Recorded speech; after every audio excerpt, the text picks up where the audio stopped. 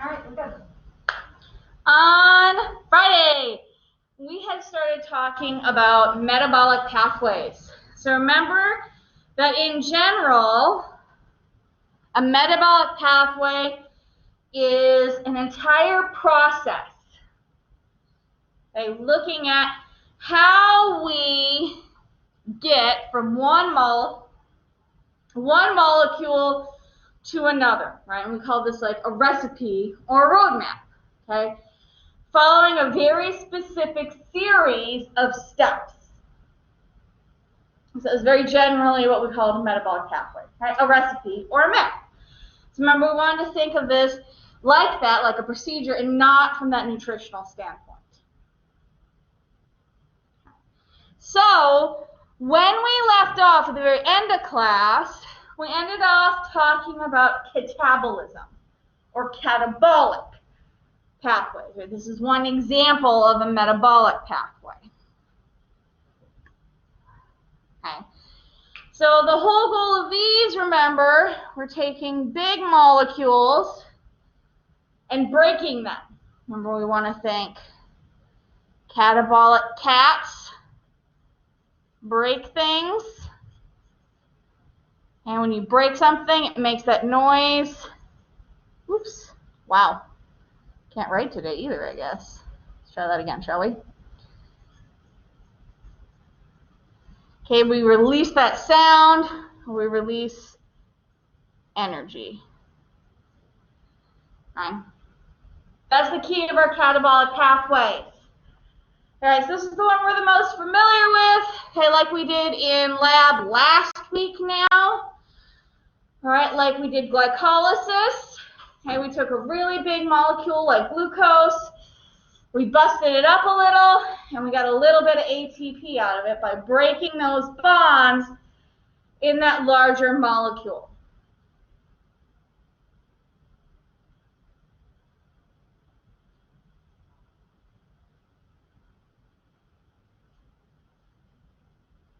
Okay, so this is one version. We're going from big to little, and when we're going to that little, right, or those smaller molecules, by busting that down, we're getting energy out.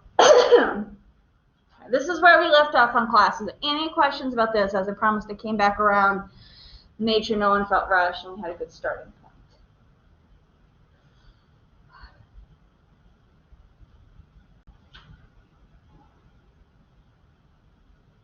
I'm going to assume quiet means comfortable. All right, so let's compare this to its opposite pathway. So if catabolic is taking something big, breaking it down, getting energy out, anabolic is going to be the opposite. We're going to take some smaller molecules, put energy in to build up something larger. Okay? So we're going to make or build complicated molecules. Okay? So I like to remember this one by thinking these are called anabolic pathways. So I kind of picture like anabolic steroids. Okay, the big hush-hush topic we all like heard about once when we were in high school. But still, like we all like picture like these big jacked Mr. Universe types, right? Okay, can't answer the phone normally, so they're all doing like this business. Right, we all know the look. Very Arnold Schwarzenegger, 1963. Weird spray tans and posing strangely on stage, right? Okay. So it's the same idea. The way those muscles are built up, okay, are the same thing we're doing here.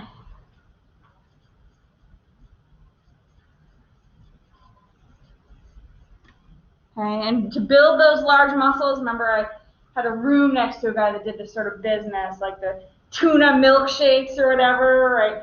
Got to put a lot of energy in to maintain that kind of body type. Okay? Not very popular on the floor. He was a really nice guy, but man, that stuff stinks. Okay? But that was the key, is you need a lot of protein, you need a lot of energy, okay, to keep up that body type. And no, he was not Mr. Universe, but he did bodybuild. All right, so we're investing energy, okay, to build up size. Okay, in this case, our size is molecules. Okay, so we're taking small molecules and making larger ones. So a good example of this would be taking small molecules, amino acids. Okay, remember these are the beads in our chains, and putting them together and building up to make one large protein.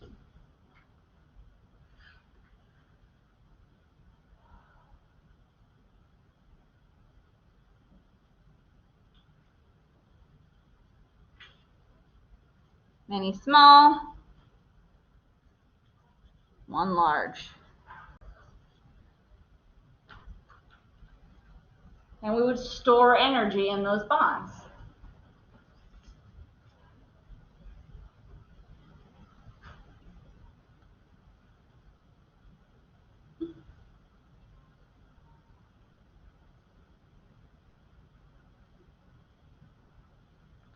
Okay, so catabolic and anabolic are sort of the opposite of each other, right? Catabolic is all about breaking down, getting energy out.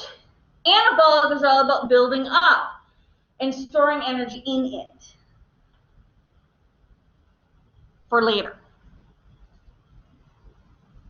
Okay, this feel good so far? Okay. There's one more that I want to talk about, and this is probably the most complicated of the three. And these are called feedback pathways. Okay. This comes from the idea that as we're doing whatever we're doing, okay, we don't want to do it infinitely, because you end up with too much crap. Okay. So, let's look at the example we have here. And we're just going to look at the right-hand side of my pink line right now. Okay. The right-hand side of my pink line doesn't look particularly special. All right, this kind of looks like our first example of what a metabolic pathway was, right? Here's my starting molecule, whatever it is. All right. It's going to use some sort of enzyme. Remember, enzymes are our helpers. Everything about a recipe, these are like bowls, whisks, whatever. Okay, and here we have our procedure or our recipe. Okay, the series of steps that we're going to go through to convert my starting molecule into my final product, or my end result. Okay, so there's a lot on this figure, but the right-hand side isn't really anything new. Okay, this is just sort of our boring old recipe. Everybody see that? Okay, so if we tipped this sideways, we would pretty much have the very first figure we ever looked at.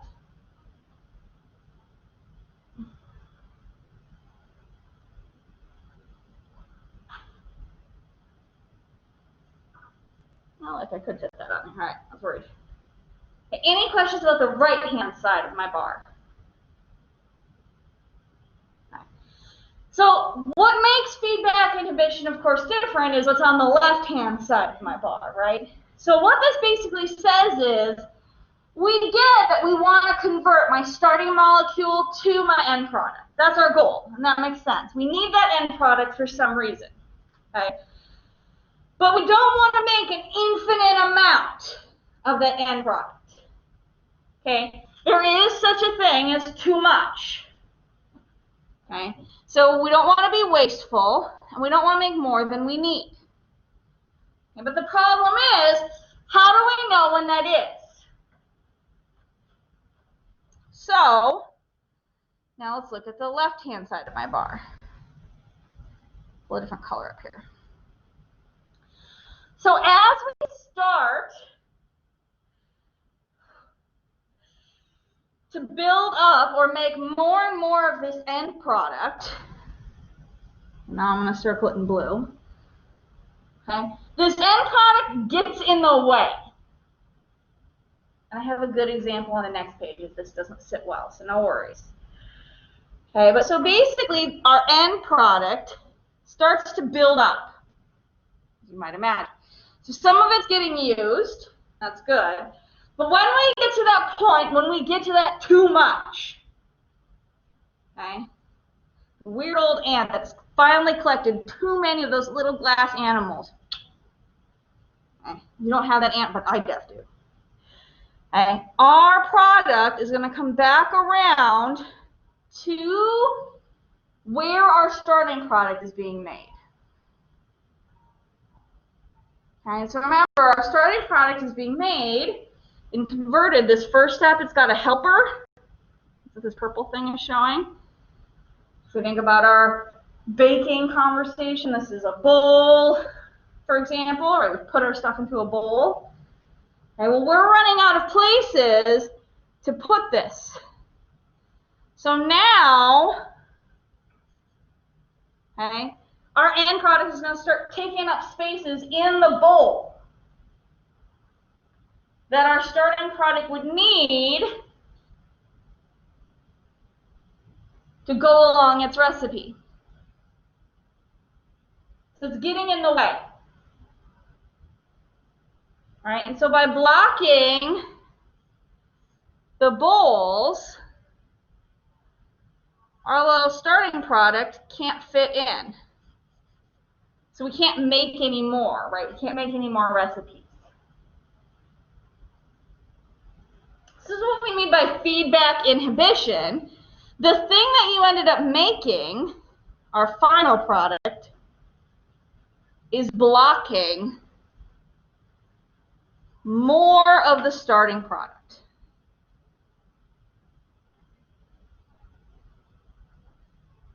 Okay, like I said, this one's a little bit more complicated than the other ones, right? So let's go through an example of what this would look like that isn't weird cellular stuff that we've never been able to picture before. Okay, so here's our anabolic pathway. Okay, I'm building cups, okay, or cupcakes. I like baking stuff, right? So say I have a couple of steps where I'm making cupcakes. Right, step one, I'm putting the batter in the bowl. Okay, step two, I'm putting the cupcakes in the little paper cups. Right, and they're getting baked. We can all picture that. Nice and easy. We've all at least seen somebody make cupcakes before. It's not so bad. Okay, when I'm done, can't do that. Okay, fluffy little cupcakes. I'm going to take those cupcakes, set those out on the counter space. Okay, so if we think about one of our first rules of the cell, right, counter space is what you need to do stuff.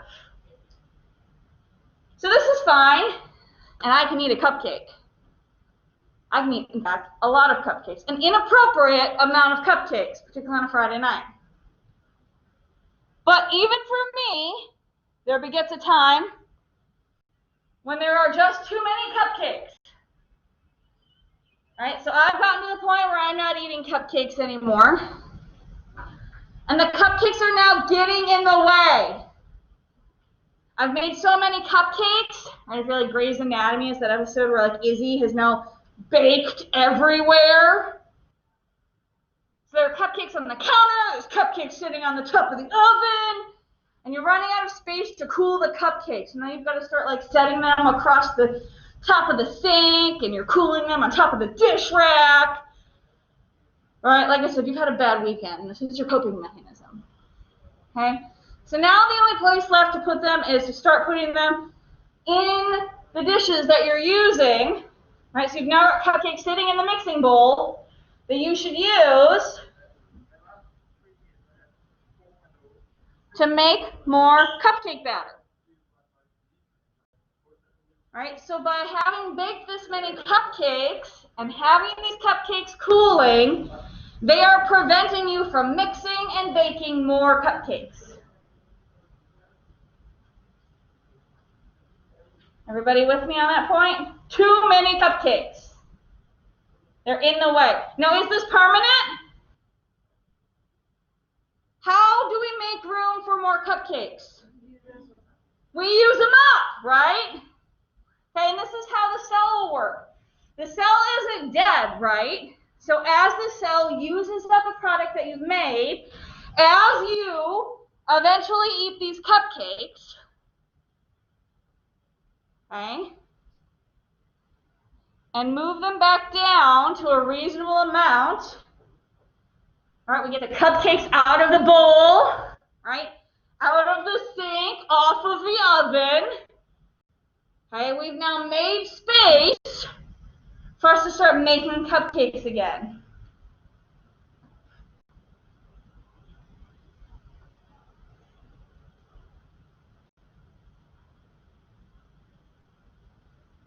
Okay, so this is the key behind feedback inhibition. When it gets to the point that there's too much of something, it gets in the way of making it, so you stop wasting it. Ain't nobody gonna eat that many cupcakes. Stop making cupcakes. All right, so we won't waste anymore.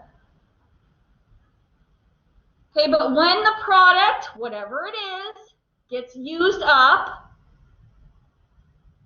okay, so stuff's not being wasted anymore and it's needed again, then we can start the machinery back up.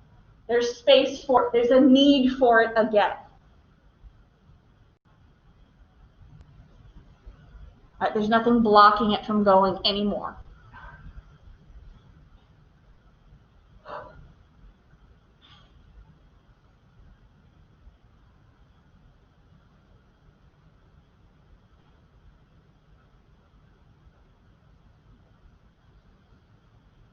Okay, the cupcakes make a little more sense?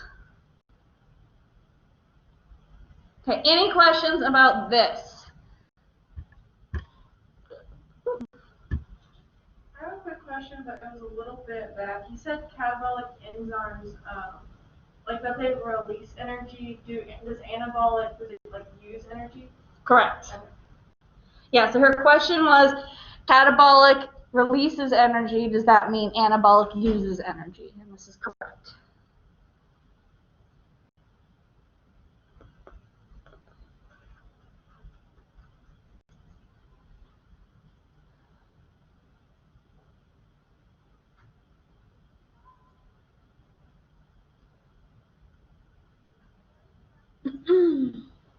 Anything else before we move on?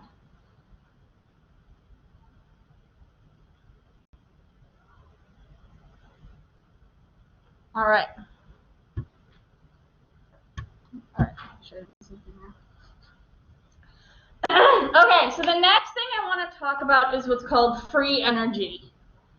All right, so we've been talking a lot now within these metabolic pathways about the release or the use and storage of energy. So what we want to be able to do then is be able to look at or track what exactly do we mean when we say that. So what is happening with this energy when we're doing these metabolic pathways? And that's what we mean when we're talking about free energy. That's a good girl. All right. So when we're talking about the release or storage of energy, we call that free energy. Okay, energy that's not actively being used by the cell at that time.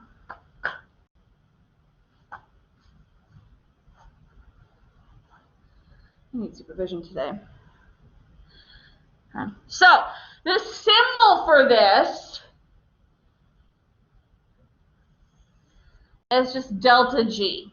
So that little triangle is the capital Greek symbol delta.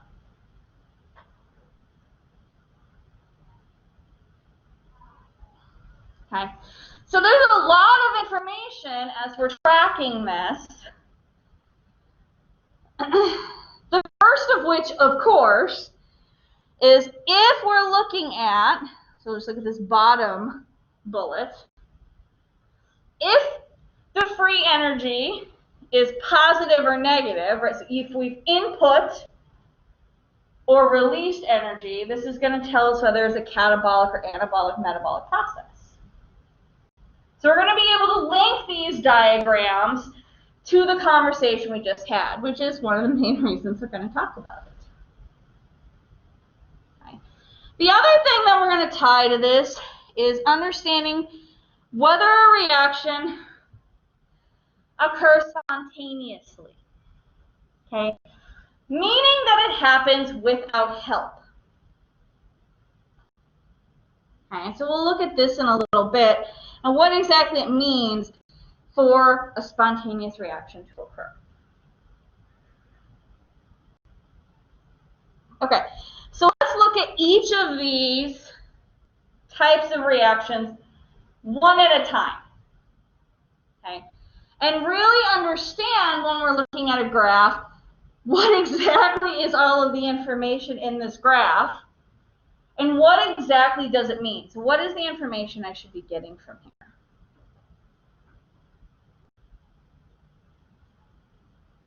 Okay,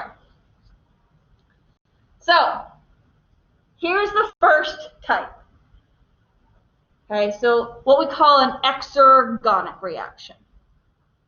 Okay, so you see on the last page I had them as line graphs. On this page I have them as bar graphs. Okay, I prefer to see them as line graphs. So even if I'm given them as bar graphs, I'm going to draw the line on there. So here's my top one. Here's my bottom one. And I'm going to connect it with a line. And you'll see why that's important in a hot second. Okay, so let's just focus on the graph for a second and figure out what exactly is the information on this graph. Right, so we see on all of these graphs, our independent and dependent variable is always the same. Right, so our IV, our independent variable, in other words, our x-axis, is always the progress of reaction. Okay, meaning on the left-hand side, we have what is our starting molecule.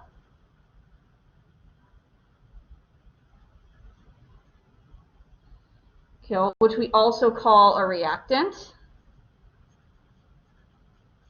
So if you guys are in chemistry, you probably also are hearing these terms a lot reinforced.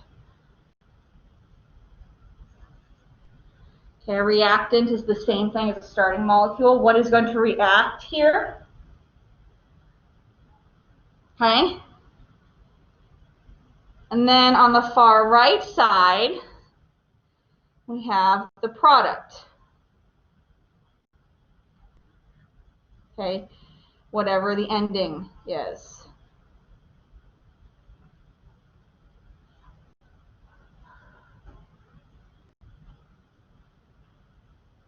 Okay, all I've done is looked at the axis, right? I haven't looked at anything else.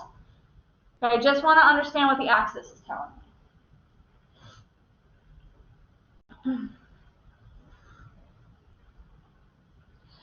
Now let's look at our y-axis.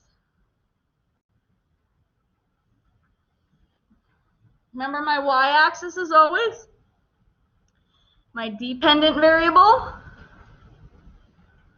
no matter what I'm looking at. Okay, so they're showing that my y-axis is that free energy.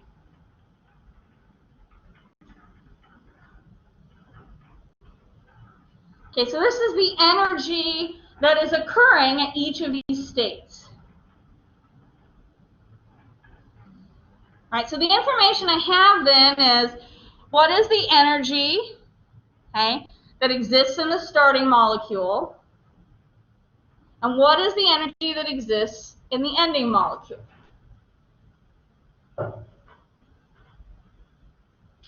And that's what this graph is telling me, and that's what all of these graphs tell me. With me so far? Okay, and remember, even though this isn't saying it, when it says free energy, we could also call this that delta G. Right, this is that lazy hand term.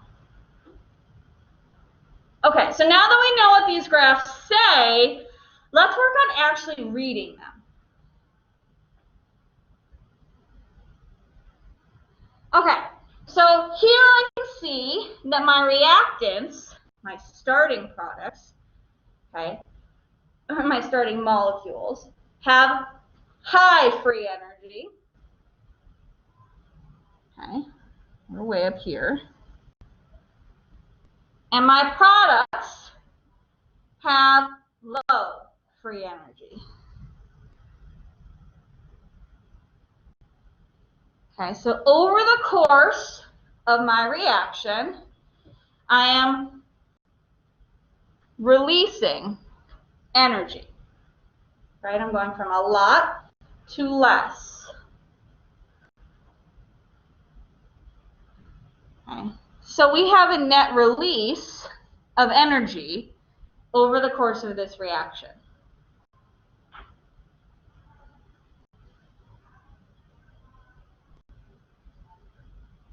Okay.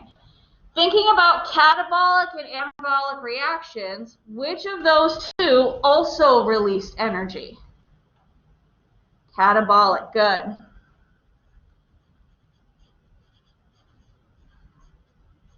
Okay.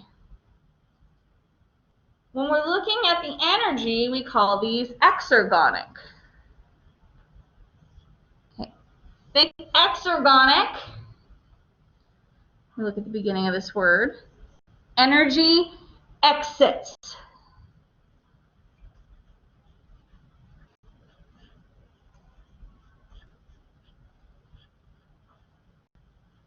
They have the same beginning there.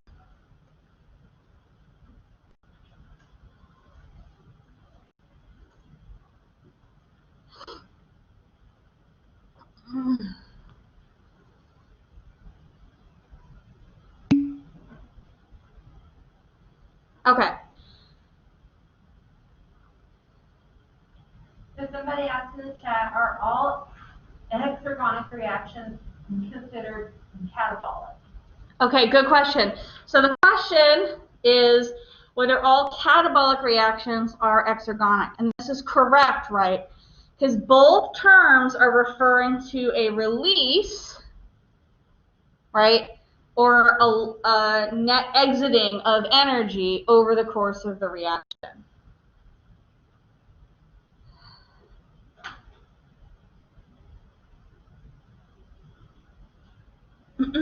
Okay. So let's focus on that free energy.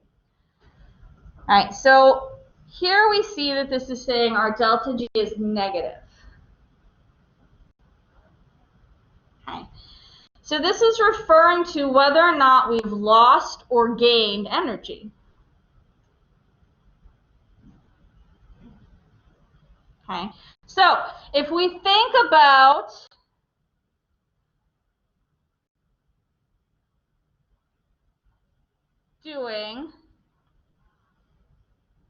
having started here, right? Okay, if that's our baseline, okay, we went up or we went down in energy?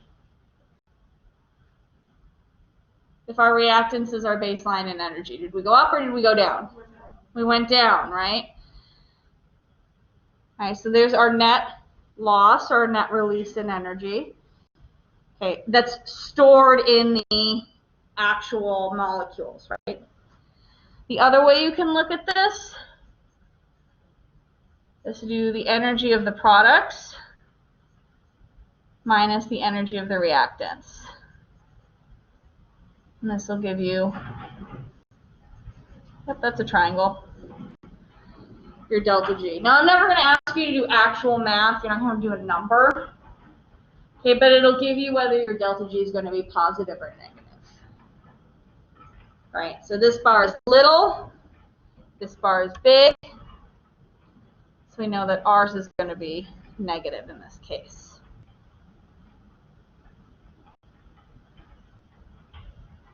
Now there's too much green on it, so we need one more color. All right, so now the reason that I drew this as a line graph. Getting to this idea of spontaneity. So spontaneous means that this reaction is going to occur on its own. It's going to start and happen on its own. So anytime we have these reactants, they're going to immediately start to break down into these products. And here's the way I want to think about this. I've drawn this as a line. So if I'm a little guy on top of this line, okay, I'm going to go down that slide. Okay, with very little prompting. Okay, whether I want to or not. If this is the top of the hill, I'm going to fall down that hill. Whoosh. Right? I'm going to tumble. And when I roll down a hill or go down a slide,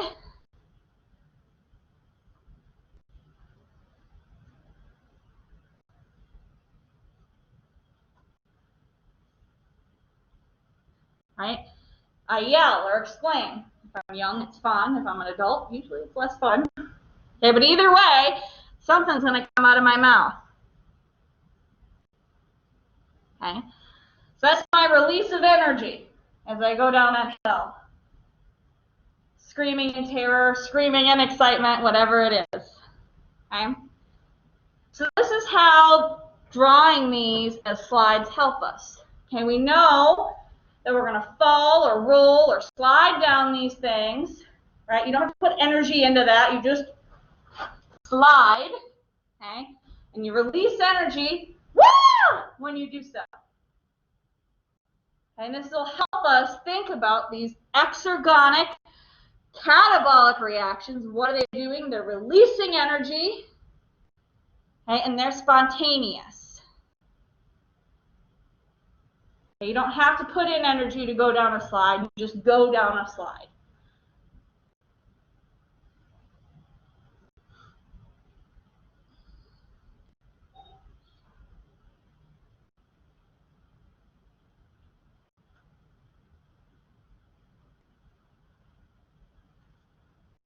All right, so there's a lot of information in here. And a lot of good practice figuring out how to read graphs, which is always a good skill set to have. Any questions so far? And of course, we're going to do the inverse of this, so we'll get good practice looking at another one here in a hot second.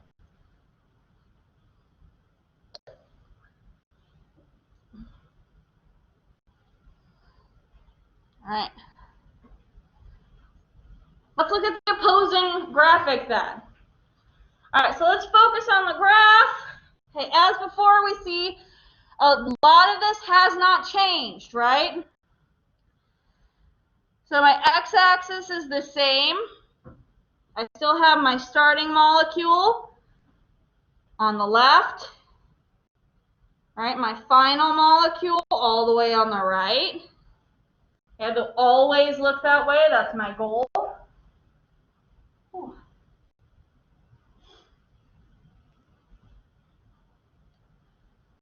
Okay.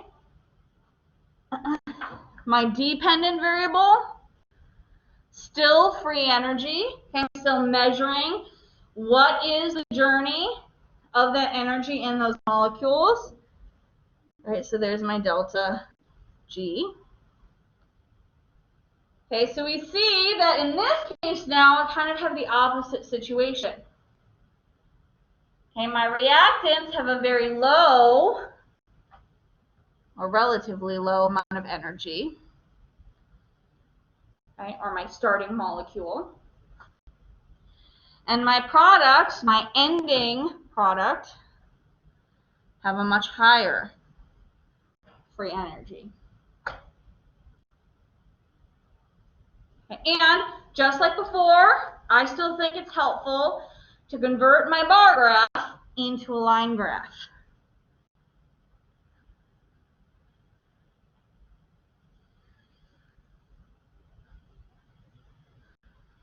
Not the prettiest one I've ever done, but still does its job.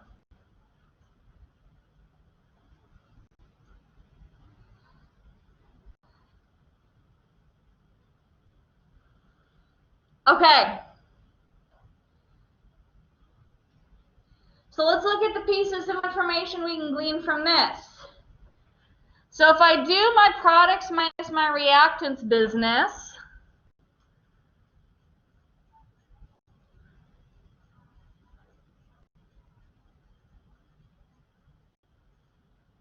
okay, products are very big, reactants are very small. So I'm going to have a positive number here. Okay, this also makes sense because if I look at my screen, okay, if I start at my reactants, if I go to my products, right, am I going up or am I going down?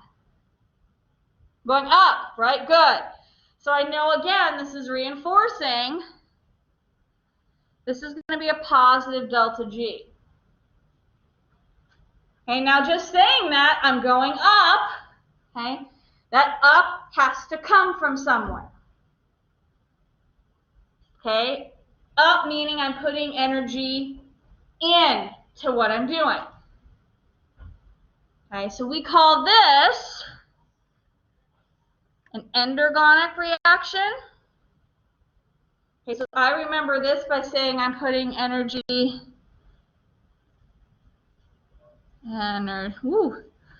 energy enters.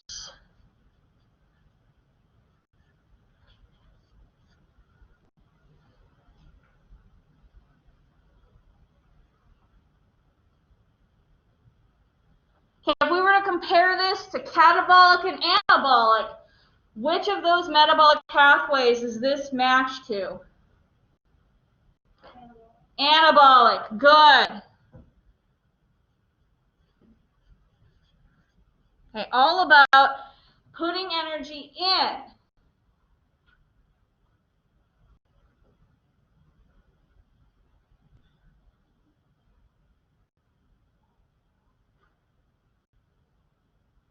All right, the last question we have then is this spontaneous or not? So I'm going to take my little person, I'm going to stick her at the bottom, and I'm going to think about, is she spontaneously going to go from the reactants, from the starting molecules to the products? Okay, now last time, yes, right? She could just fall down that hill and have a really bad day, or a really good day. Okay, but in this case, probably not so much, right? I'm going to have to work at it to get up that hill. She's going to have to climb.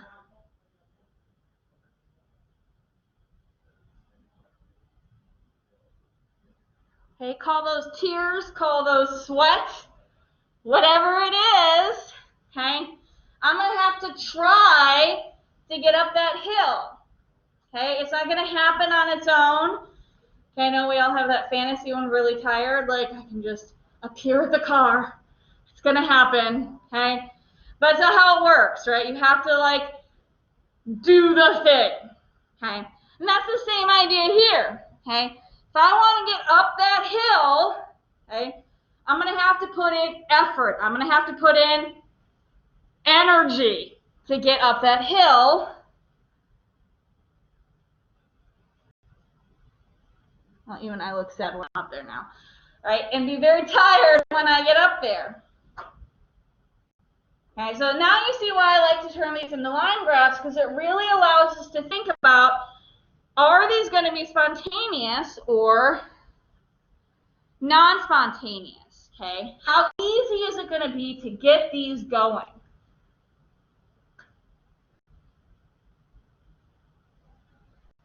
Okay, so these endergonic anabolic metabolic pathways or reactions are non-spontaneous. You have to put some kind of energy in and give them a nudge to get them started.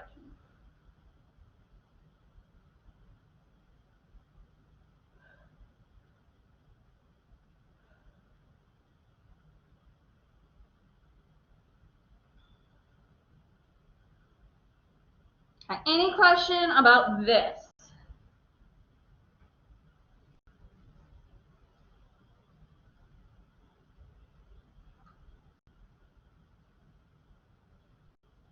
All right.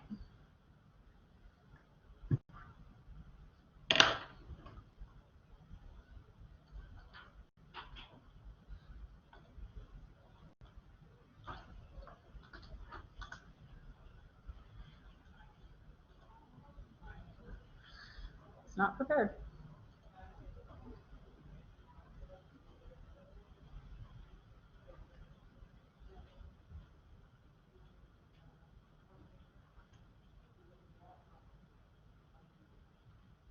Absolutely not prepared for this.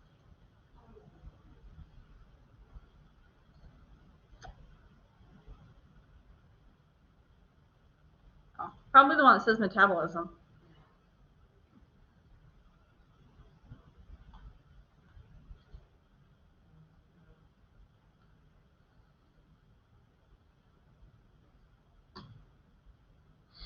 Okay, try not to use your notes. Okay, you guys know the deal. Okay, in this case, there's potentially more than one, okay, that will associate with a catabolic reaction. So look at all of the choices that you have.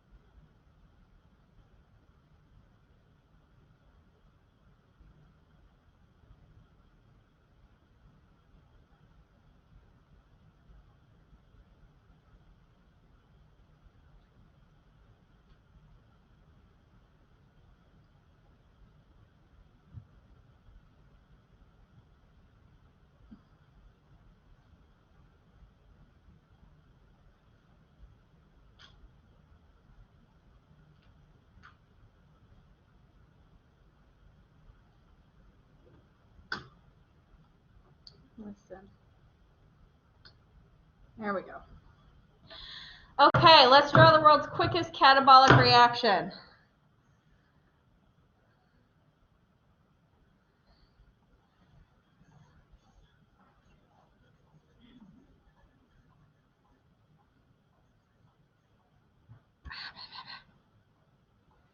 Listen, listen, listen. That's not quick. That's not how, don't blame me. Okay, do I want to be investing energy or releasing energy? Releasing. I'm going to draw a slide, right? So we are releasing energy. Good. Okay, so if I'm releasing energy, am I endergonic or exergonic?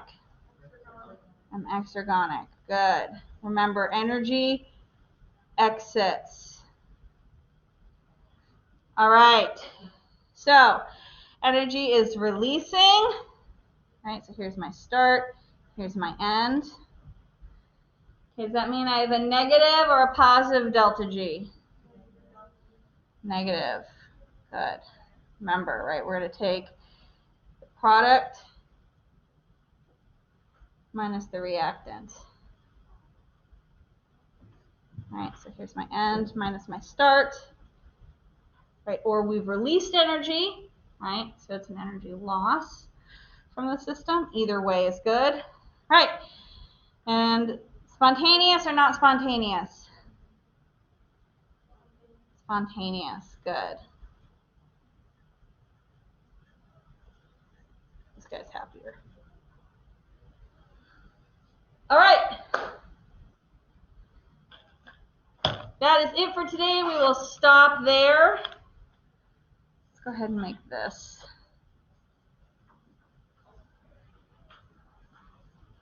Question.